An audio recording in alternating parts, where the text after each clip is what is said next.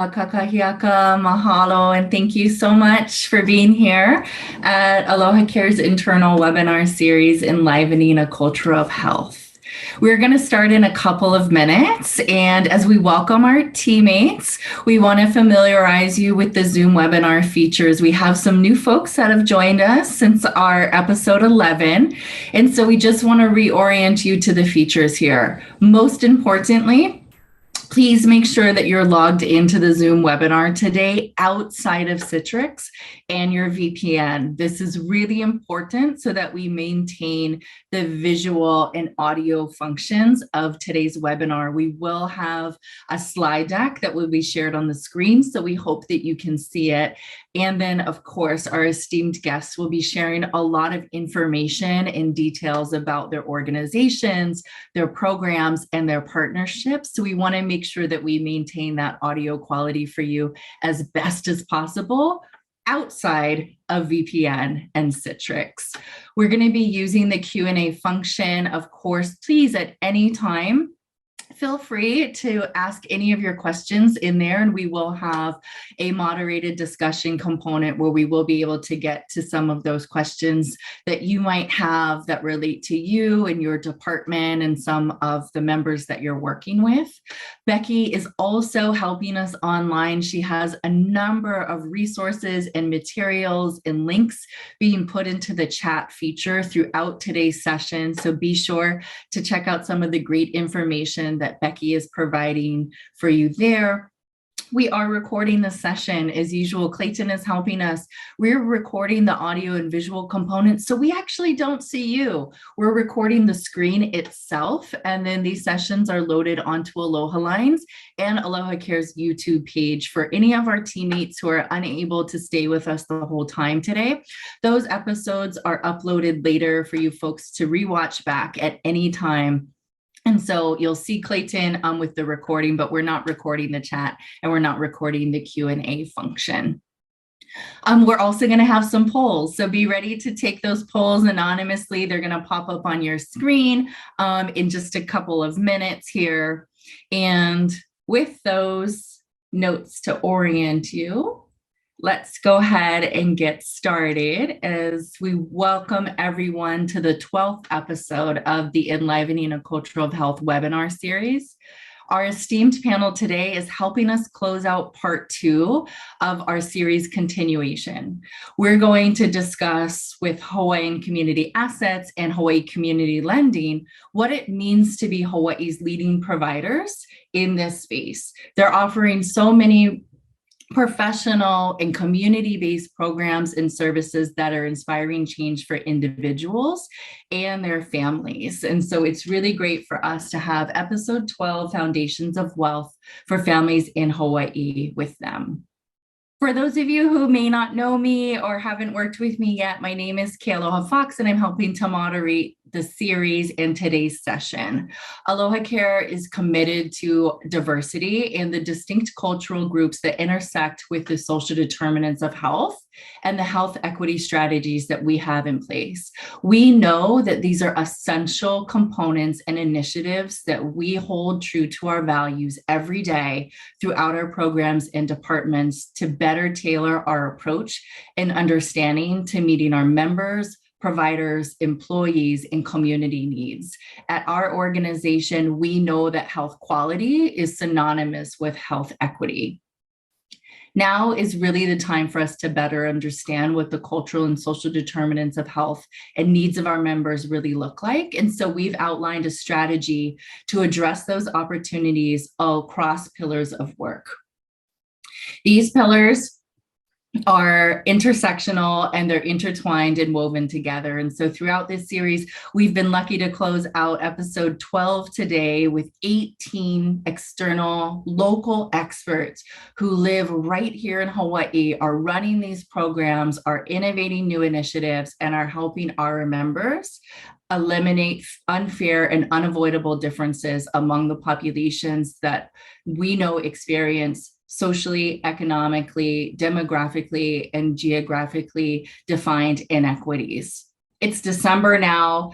Tomorrow's December, and we are in the full holiday swing when many families in Hawaii are feeling the pinch in their wallets, and the cool trades of winter really bring housing security into the reality for many of the community members we seek to serve. So in today's 12th episode, we're tying AlohaCare's SDOH pillars to the transformation plan around economic stability, and we're really going to lean into what it means to build generational wealth across multiple generations. And celebrating their 20th anniversary of helping Hawaii's people, Hawaiian Community Assets has been inspiring individuals and families to build that generational wealth right here in our own home islands. So this webinar is going to focus on some of their successes, strategies, their teachings and lessons learned, what comes next, and hopefully how we can partner with them at AlohaCare. So I'm going to launch our first poll, and then I'm going to introduce them to all of you.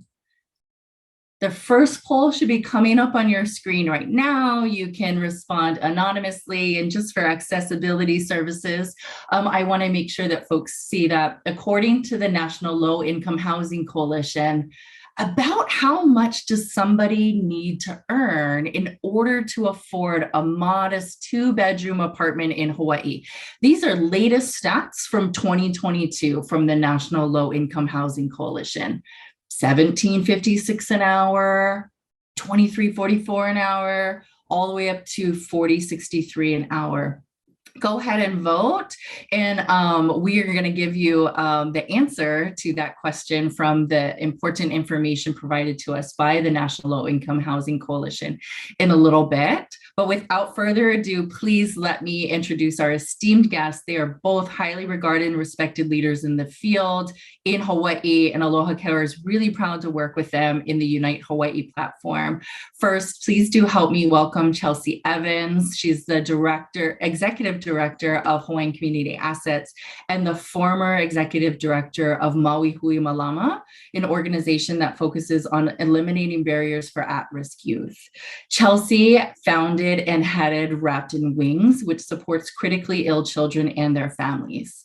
Chelsea's roots are in Makawao, Hawaii, on the island of Maui, and Chelsea has traveled among the islands and worked with organizations that have helped to grow her as a Native Hawaiian leader and to help her provide the opportunity to serve survivors of domestic violence, keiki displaced from their homes, youth with barriers to educational and career goals.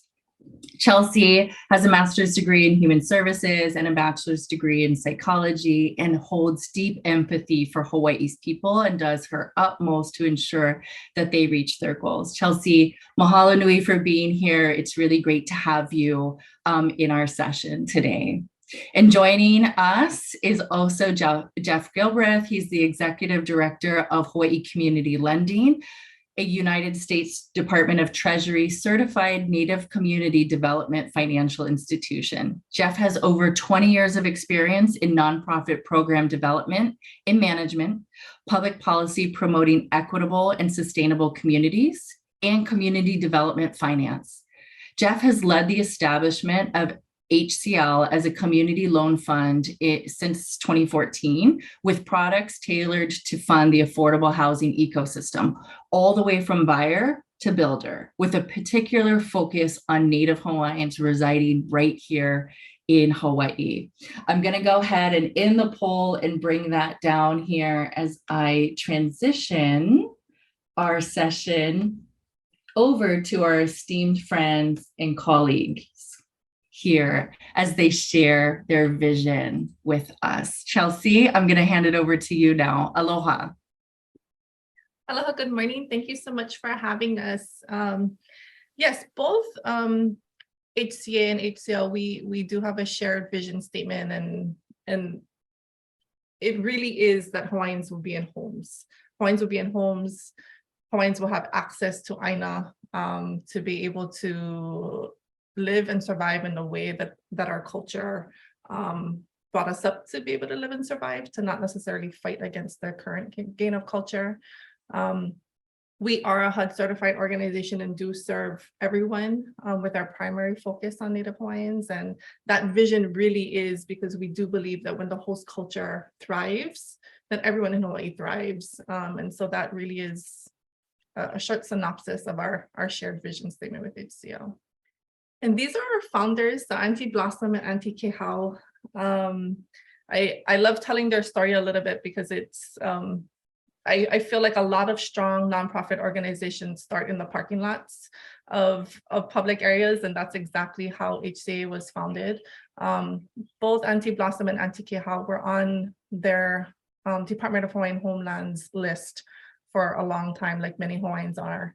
And when they finally received their letter in the mail, that it was their turn, their name was at the top, they were given a time and a date to meet at a local school cafeteria to bring their documents.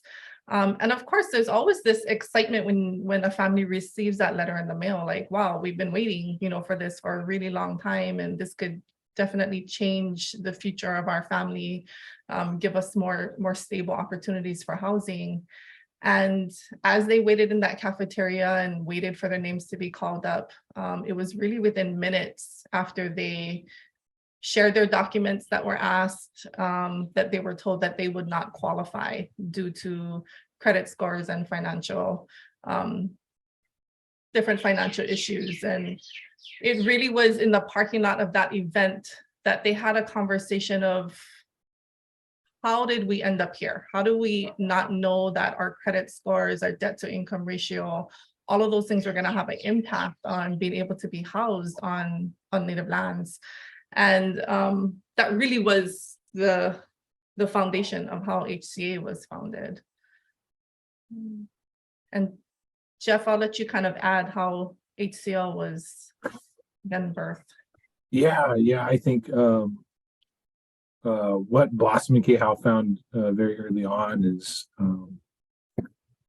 obviously with the families that have been told no, like them on the Hawaiian Homeland's wait list, the need for home buyer education and counseling to help families get mortgage qualified and go through the Hawaiian Homeland's process. But in doing that, they found there was a gap still. And so even if families got mortgage qualified, most of the lending institutions that were providing mortgages didn't understand Hawaiian Homelands. They didn't understand the needs of the family. It wasn't a relationship-based approach. It was really transactional. And so Blossom and Kehau, after a couple of years of Hawaiian Community Assets being in place, with them running around, like literally running around, taking their curriculum to first baby birthday luau's to teach these home buyer concepts without the families necessarily buying in until after the fact. They started Hawaii Community Lending as a nonprofit mortgage brokerage, and we were the first and only in the state at that time. And since that point, we have expanded to become our own lending institution. And you see some of the information here for both organizations, but this really allowed for the organization to close the loop, to be more holistic, to not just get families ready and then leave them to their own devices and into a mainstream financial system that often is non-responsive to Hawaiian community and community that is typically underserved. And so this was their way of kind of implementing that more holistic approach and making good on our philosophy of kahua waiwai. Yeah, so this here is just general information, about us. We are statewide, both HCA and HCL. We are Hawaii's largest HUD-approved housing counseling agency, which means we have the most HUD-approved counselors. And what a HUD-approved counselor or HUD-certified counselor goes through in their training is really being able to get into the nitty-gritty of what does a person or a ohana need to reach to be able to qualify and be mortgage ready, and not just purchase a home now, but be able to kind of grow into the next phase of generational wealth like we were talking about. But their housing certification really does get into understanding the debt to income percentages, understanding what government-backed loans require, and helping to translate that information in a lot of federal jargon into our everyday conversations with our people here. Yeah. And what's so beautiful about this relationship is that as Chelsea's counselors are helping families create budgets, review their credit report oftentimes for the very first time, and creating action plans to get to home ownership or to get to more housing affordability.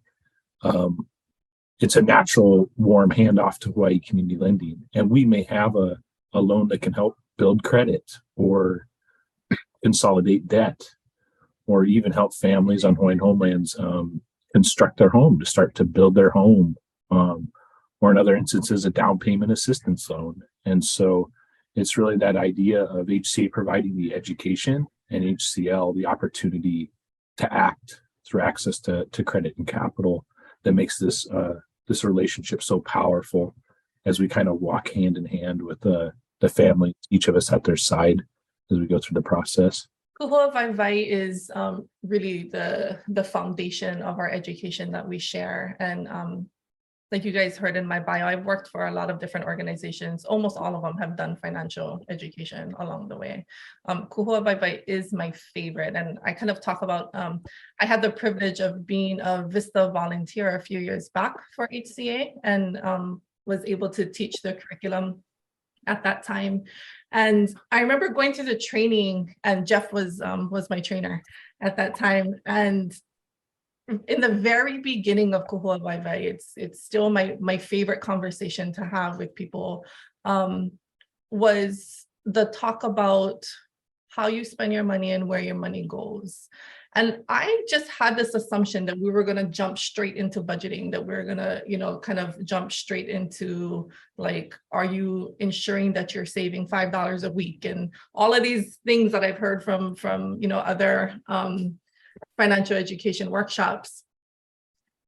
But what this did was ground me culturally from the very beginning. It was the understanding that the way that we spend money actually has an entire impact on the lahui and where our monies go, whether it goes to the farmer's market or to our big box stores. Where does that money end up, and who does that help?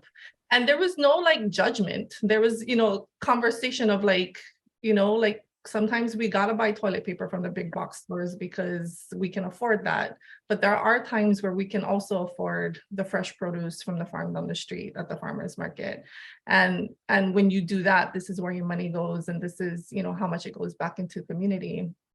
And to have that conversation from the beginning really did make an impact on me personally in my life. And I know that clients that I had the privilege of teaching the curriculum to also had said that. So it is my favorite curriculum. And it really falls into the mission of kind of that particular focus on Native Hawaiians. A culturally based financial education workshop is really just helps clients be able to grasp the understanding of who they are, be able to recognize themselves in a world that is really difficult to manage if you're born, in Hawaii, just because the current financial structure of our economy doesn't always align with the cultural values that we were raised in. And so Kahua Waiwai really fits into that mission and philosophy that we have to teach in that manner. So this is our program areas, and these are just kind of a synopsis of that. But when it comes down to the nitty-gritty of things, we offer the financial counseling. And financial counseling comes in all types of forms, and that's probably the one of my second biggest loves of HCA, is that you have people who have money that look for financial counselors and pay people to do that. And we have these financial counselors in-house that are free of service to our population. And it's not just here, show up with your budget, we're going to go through the same process that we do with everyone. A financial counseling session can have just one person, or it can have the entire ohana who are working together towards housing stability or generational wealth.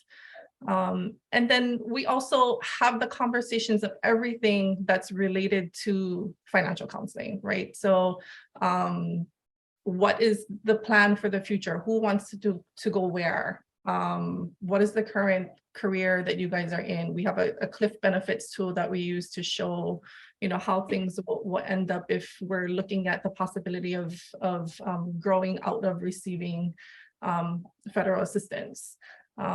It just gets really, really deep and personal, which I love. And I would just note as you can see on this side of the slide, the right side of the slide, these are the grants and loans that HCL offers, and as Kealoha had mentioned, really our role is to fund the entire affordable housing ecosystem. So we have grants for rent and mortgage. We have loans that can help folks who are looking to get into even affordable housing rentals, to have the credit scores and to knock off the derogatory debt that's necessary to get into those affordable rentals, as well as to mortgage qualify. The buyers, like I said, to build or to have a down payment. And finally, lines of credit to builders, contractors on the ground who want to get in the game and actually build the units. And so under the financial opportunity centers where we co-locate with HCA across the state, this is kind of a no wrong door. Families can come into either organization and get the benefits of both the education and the grants and loans. I think I won't touch too much on this. I think, if you've been living in Hawaii for a while, this is kind of a clear understanding that we have been in a housing crisis for a long time, and it just seems to we seem to be deeper and deeper and deeper into a crisis as time goes on. We use the ALICE information quite a bit, and ALICE is asset limited, income constrained, and employed. So these are people or families who are employed and pretty much one paycheck away from being in trouble when it comes to housing stability. And so a lot of our statistics are run off of that, and that is a huge population that we work with. So we are a financial opportunity center, and we are the largest one. We're the one that's statewide. There's other financial opportunity centers in the states that usually serve smaller areas in their states. And these are just kind of general information of what can happen when someone walks in the door and takes the opportunity of meeting with a financial counselor in our financial opportunity center. Increase income, increase overall net worth, increase of a FICO score, your credit scores, and then being placed in jobs. And those are kind of the nuts and bolts of the things that we do. We're going to have everybody remember that 45-point increase. We have a slide coming up that we're going to compare. These are kind of nationwide stats here. These numbers, I think, are a few months old, but in general, this is kind of, we have already served over 2,000 clients this year. I think we're closer to 3,000 at this point. And just kind of gives you the reality of how much we serve and how much work we do across the state throughout the year. We do the home buyer education workshops and the financial education workshops as well, and that happens across the state virtually and in person. We always encourage people, no matter whether or not you're looking for a financial counselor, but even if you're working, with our lahui, to take these classes yourself, to be able to understand what is being taught and the impact that it has. We even offer train the trainer workshops if ever people want to do internal workshops and be able to share our kahua waiwai information with the lahui. And here we just kind of have our overall numbers. Jeff, you wanted to touch on that? No, I just to share, this is looking at 20 years of work there between the two organizations.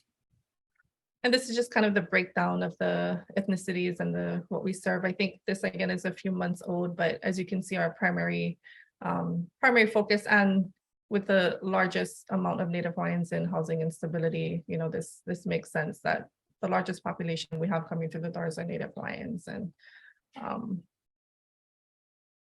working with everyone else. And so this is where I said, let's remember that, was it 45? I asked everybody else to remember, but I forgot to remember. I remembered, yeah, it was 45. Country in the States, the average with everyone included in financial opportunity centers of a credit score increase was 45, but when our average at HCA statewide of an increase in credit score is 195 points. And that is huge in so many ways, but I always talk about, people have asked, what is the difference? How is it that your state statistics are so much larger than the national statistics? And I really think it has a lot to do with acknowledging in the way that we work with our clients that this system that was set up was not set up necessarily for Native Hawaiians to thrive in. And I think if we're willing to have that conversation from the beginning of saying, like, we're about to teach you a system that doesn't necessarily work for you. And we're doing our best. Jeff is really strong in working in policy change and working on those larger issues.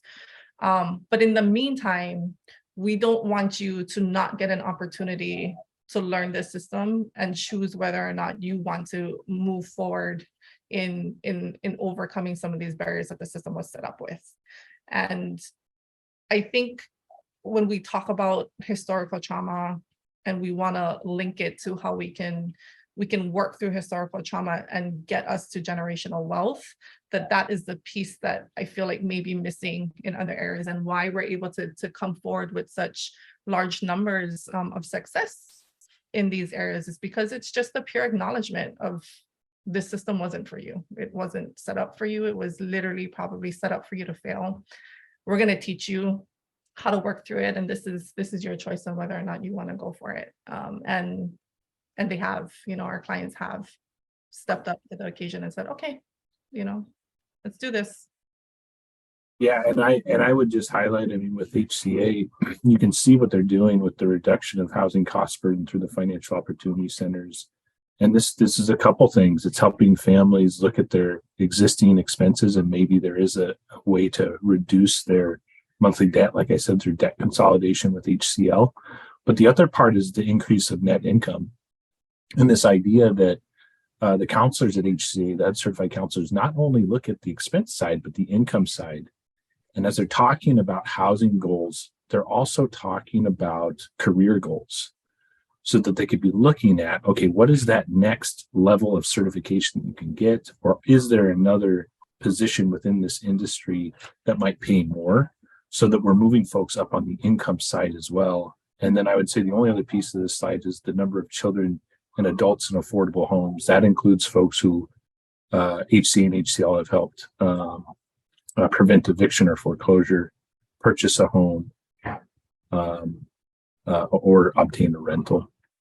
And these are just the islands that we have actual financial opportunity centers on. On Hawaii Island, we have one in Keaukaha and one in Kona, nearby La'iopua, and then Ko'i Oahu and Maui. With that being said, we do have staff who live on Molokai, and we do a lot of virtual. The pandemic has led us into virtual meetings, and majority of our clients prefer to keep it that way. And so we do both. You can see us in person, you can see us virtually, phone calls, but that's where we're at. So that's just a thank you for having us and letting us share about our organization, and hope everyone can see how excited we are to share what we do and the impact that we have on community, and hope that's helpful. And mahalo to Becky for all the great stuff in the chat. I think you folks got some links to our organizations. Feel free to check out those websites and learn more about what we do, how we do it, how to get involved. Thank you so much. I have questions myself, and for I don't know, for those of you folks in the audience, but I'm like, I want to sign up for these workshops because I understand now, as you describe it, in such an approachable way, that there are so many systems in place, from these structures to the ohana nexus, that are truly opportunities for transforming away from processes and practices which can really disenfranchise. And you folks have really found a restorative recipe for bringing a powerful approach to that nexus for economics, housing, career, industries, and education, all combined together through this curriculum that is culturally founded and based. And I'm really motivated, and I really mean it. Like, I want to sign up. Can I sign up for these workshops? Because I want to make sure, as a young Kanaka, I want to make sure that for my son, I am doing those practices and establishing those ohana-based policies, if you will, ohana-based policies that are generational for him to then be able to still live and thrive here in our own home islands. And so I'm really like, I have so many notes on my paper here. And I just want to thank you and mahalo you. We're going to jump into the moderated discussion really quick. Before we do so, I'm going to launch our second poll, give you folks an opportunity to just take a breath for a second, because you shared a lot of information on the programs, the impact, and the reach. The second poll is coming up now, and you touched on actually many of these. What are some of these major factors that put affordable housing out of reach for many families? There's a lot of information that floats around out there, and I think sometimes it doesn't form the breadth of examples for us to know that there are all of these barriers that actually need to be untangled. It's not really as simple as just putting a family in a house, right? And so when you untangle those, it sounds like security deposits and credit scores and supply and rates and evictions and savings account, like all of this is a part of what you folks are doing. And I think we want to learn more about that in our moderated discussion with you. And so maybe I'll just start with, there are so many of these barriers that have impacted and are impacting and will impact the economic health in Hawaii. These are lessons learned out of the COVID pandemic. It was not just a health pandemic, it was an economic pandemic, if you will. What are a few things that you feel like we as healthcare professionals can do better to understand the economics that are at play? And many of us in healthcare, we talk about housing as a determinant of health for our patients and for our members. But how do we understand that like truly much more better from our lens and our discipline and our expertise that we've been trained in? I'll go. How about I go, Chelsea, then we can kick it over. The power of two organizations and two executive directors is that sometimes, what I've learned with Chelsea, and just as a side note, is know when to step back, know when to step up. And so I'll step up this time and then we'll work. But I think I go back to that very first slide that you saw about the shared vision. And I think the social determinants of health and housing as a part of that is very critical. But what I would say is in our 20 plus years of experience so far, it's really about the connection to land and the ability to reconnect, and that's for everyone, Hawaiian community, non-Hawaiian community, to understand that is possibly the greatest driving force of health as island people in particular, I would say, maybe even more so. And it is, yes, about the housing affordability, but it's also access to food security, which we saw come up as a major issue for a lot of our families we were working with. The need to retain an agricultural community and agricultural workers and farmers to be able to feed our communities, and reconnecting for reasons related to spirituality, for culture, is so critical. And so I would say, Kealoha, yes, it's about that process of getting a stable foundation underneath folks. But what I would say is that connection to Aina is so critically important to health. And in terms of what we're seeing in Hawaiian community, we've seen the opportunity to heal generational trauma from being separated from the land. And that's really, I think, something that makes tons of sense to us. And as a community development practitioner, something that really stands out. But yeah, Chelsea, I don't know. That's kind of big picture stuff. I don't know if you have anything from your thoughts. I don't know if I can say it any better than that. I think if we're looking at micro level experiences of clients, of understanding how much health is impacted, it's funny because a big reason why I ended up back into the doorway of HCA was because I have worked for quite a bit of other organizations over the years, and every single one had different missions, different areas of focus, from domestic violence, from poverty level, orphan children. I mean, just kind of the gamut, and majority of the work that I've done has been with Native Hawaiians. And every time housing is an issue. I personally, had a daughter who was critically ill. I went through some pretty crazy health things myself, and my personal experience in that, and kind of feeling like I did everything that I was told to do, right? I graduated from high school. I went and worked hard to get my master's. I put the savings aside, with really just health becoming a thing. To be that close to being houselessness was really kind of my personal experience of, I can't necessarily hold a job while caring for a sick child. I can't really hold a job while battling cancer. And it really is just like that houselessness becomes a thing. And I think that's kind of the micro understanding to share with caregivers who work in the medical field of, I've had some really lengthy conversations with my daughter's doctors of her healthcare needs, of her medications, of the way she needs to sleep at night. And I mean, but at the end of the day, it's never been a conversation of, does she have a bed to sleep in? And how are we gonna, ensure that's part of her care plan, because we can have those conversations all day long, but if I can't afford to put gas in my car to go get that prescription that she really needs, I'm not sure how I'm going to balance all of that. And so I think when it comes to healthcare providers and the understanding of how houselessness and home stability is a social determinant of health, it is more than ever, because you really cannot have a healthcare plan without having a home. Yeah. Together, what's coming up in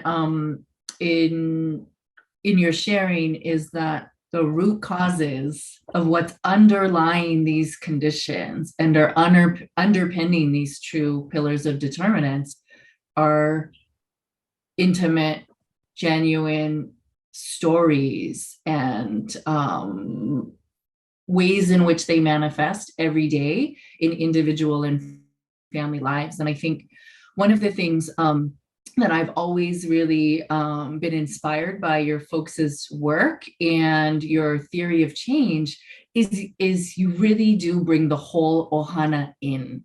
And that is multi-generational. And it is also not prescriptive into what someone defines as who is their ohana. And I would love for you to share a little bit of what is the power that you're seeing of working with ohana and the ways in which we can learn of not being as individualistic in our ideas of intervention, in treatment, and solutions, but being much more collective and collaborative in our approach? Yeah, I mean, so just being, born and raised here, and I was born and raised on Maui. My mom came from Molokai, my dad from Michigan. And so growing up, I saw just a huge difference in connection to ohana on both sides, right? And it is the Hawaiian ohana that is just much more of a strong cohesiveness. But from when I was very little, it was apparent to me that no one family member could thrive unless the entire ohana was thriving. And that the whole point of being a part of an ohana was to work together to ensure that everybody was not just okay, but thriving, which was very different than what I saw on my dad's side. And I think it's just that right there, like that understanding that we can talk all day long about you might be better off of not having, your cousin who only brings in Social Security, in your household because that's not bringing in enough income for what you need. We can do that all day long, but that's not going to happen. And so it's much better to just have the open conversation of not seeing that as a downfall, that, because the numbers don't fit doesn't mean that it's the wrong choice. Culturally, it is the absolute need, not just want, but it's the need of ohana. And if we don't have that, then we're talking about other health issues that'll come up, right? Yeah, and I think, just to add on that a little bit, I think the act of sharing knowledge, which is very commonplace and rooted here in Hawaii, I think sharing knowledge amongst multiple generations is how folks learn. It's how they get deep. I think at HC and HCL, what I've noticed over the time I've been there is this redefining of wealth. It's not about personal wealth and gain. It's about community wealth and well-being. And we often find that our families that we're working with define wealth by how much they can give, right? Not how much they can take. And I think that flips the Western capital system on its head a bit. It challenges the dominant narratives. And you see in the chat, we're not just a practitioner at the end of the day, we're also a policy advocate. That's actually where I spent a lot of time with Aloha.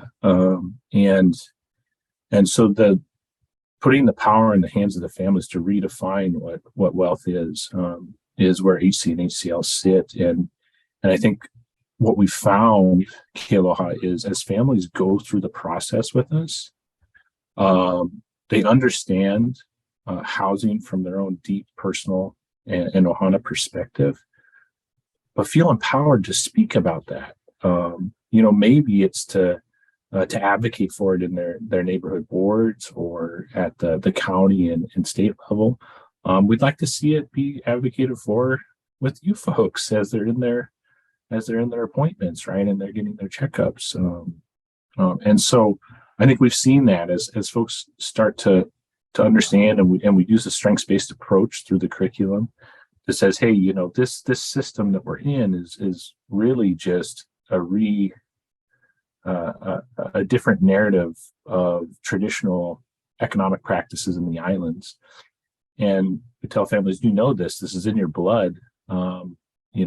Banking happened with the local ia, with the big fish ponds that are stretching out into the ocean, and you saved resources over time so families could be fed, not just today, but tomorrow. And so putting that strengths-based approach in place helps families, I think, connect, plug in, and be advocates, which is what we really need right now, especially on the housing affordability front, to get more community voice in play. I want to transition there a little bit, and I want to encourage folks, if you have any questions, please feel free to put them into the Q&A feature so I can ask them for you to Chelsea and Jeff. In terms of that housing affordability, one of the strengths that you're bringing in the lens and the pulse that you're talking about are unique opportunities that actually exist, not just here on Oahu, but also for Maui, Kauai, Hawaii Islands. Can you tell us a little bit about what is some of the programs and the network leadership that's happening that you feel like are making significant gains for neighbor islands? Because we do serve all islands just like you folks do too, and we want to make sure that we're not only Oahu centric, and you folks are doing some great work across neighbor islands. And of course, Maui Nui Akama, and when you're kupa aina of these places, it resonates very differently for us in the ways that we want to see these solutions carry forward. What we've seen, Aloha, is that, every island's different. every ahupua'a is different. And I think what HC and HCL have honed over the years is how do we come in and not take over, but be in a regenerative relationship with folks and see how we can plug in and support whatever the network may be. For example, on Hawaii Island, we got tapped because we were an organization there that had some capacity to help spend out COVID dollars. And so we led a coalition of 6 nonprofits funded by the county with CARES Act dollars and American Rescue Plan dollars to get about $40 million in rent and utility assistance to about 7,000 children and adults on island there who are housed today because of that.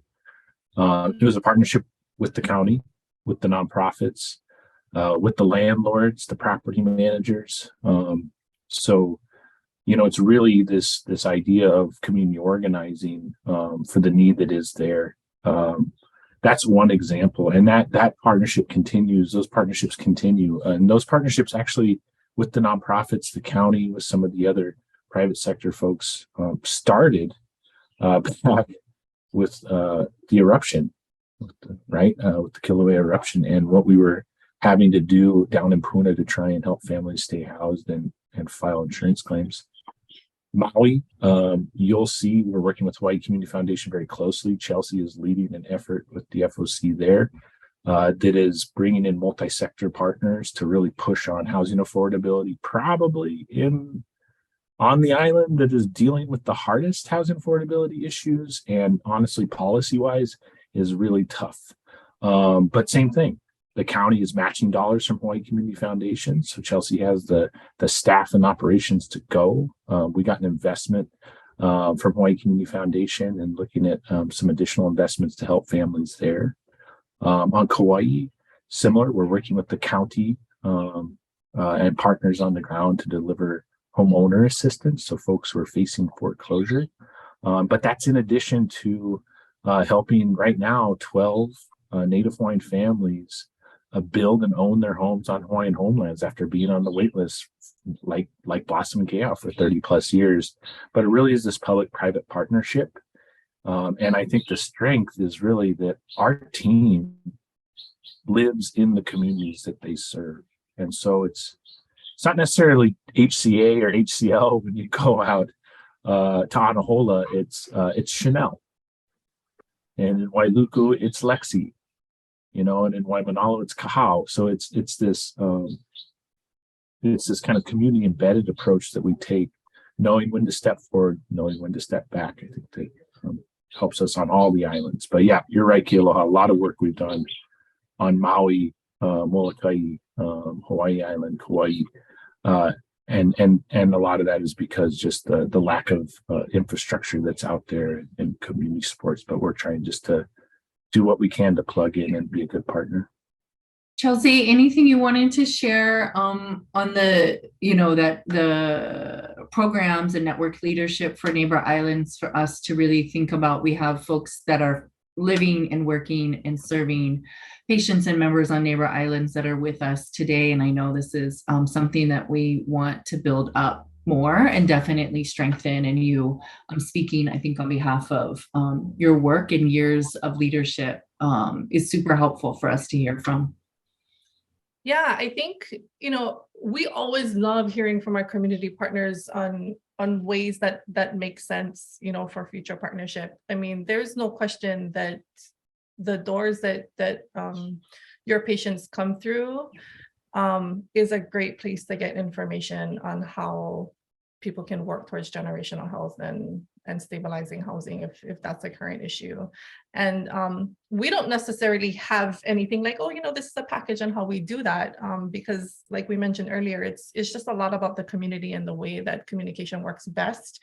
And so being that you guys have various offices across the state, you probably have people locally who work in each of those offices that communicate best with the patients. I would love, to have further conversation of how we can best share the information that we have. And I mentioned earlier, the kind of our financial workshops, our financial education workshops, our home buyer workshops. I really encourage, if you have leadership here, to be able to share that with staff. We're kind of doing that across the state, as well as having conversations with employers of, it's not just our clients, it's also our staff. It's the people that sit in the office right next to us that could really use some help in doing these workshops and getting towards home ownership. So we've created some programs for employers to be able to offer some opportunities of housing counseling. And so happy to have that conversation as well. Wonderful. Yes, we want to have those conversations, and we want to know about those workshop opportunities and program opportunities as well. One quick question I'll pull in from Frank here. How do we go from creating general wealth for our ohana to using that wealth to enhance a collectivistic culture statewide? Yeah. I think the first thing that pops in my head is we did a recent outreach that, how Jeff mentioned in the beginning that Auntie Keha and Auntie Blossom used to go to, family parties, baby luau's, and do that curriculum. We just recently did on a family reunion, and it was the kupuna of that family reunion that said, yes, I want to share this with our entire ohana, and I want to hold our ohana accountable for taking that information. Mm-hmm. Sharing that with the lahui. And it is very different from HCA coming out to a public event and saying that you guys should know this information and you should share it. When it comes from a leader of an ohana to then choose to share and teach that, it automatically spreads cultural statewide, right? Yeah. But it does start with each ohana and really the leaders of an ohana to guide that. Yeah. And I would just say, Frank, what we've seen is that when the tutu and the makua, when they can own a home and they can show that that's possible, make strides in economic opportunity, we're hearing from the OPO, from the kids of those folks years later down the road who want to get enrolled and do the same thing. And so it becomes this multi-generational strategy that is born, as Chelsea said, from the initial family member that then shares and shows that it can be done. There is hope, there is opportunity to connect and have access to credit and capital in particular. But that kind of starts the ball rolling to get the next generation engaged too. Absolutely. I'm going to launch our third poll here and give you folks just another example of the ways in which these systems factors influence individuals and how great programs and policies like these can influence systems. According to MIT, the living wage calculator for this year, in order to be happy in Hawaii in 2022, you need a salary of 21,000, 50,000, 75,000, 100,000, 200,000. Tell us what you think here as I go back to my notes and I bring some of the ideas forward. I want to thank and mahalo Chelsea and Jeff and the entire teams at Hawaiian Community Assets and Hawaii Community Lending for teaching us today and bringing us into your kahua waiwai philosophy, and something that I'm going to take with me today and is really motivational as we actually go into a restorative justice summit and symposium that is very much interrelated in some of the topics we talked about today, that generational wealth is generational health. And we have to really think about it that way together across all of our learned and lived experience. as much as we can to truly overcome these.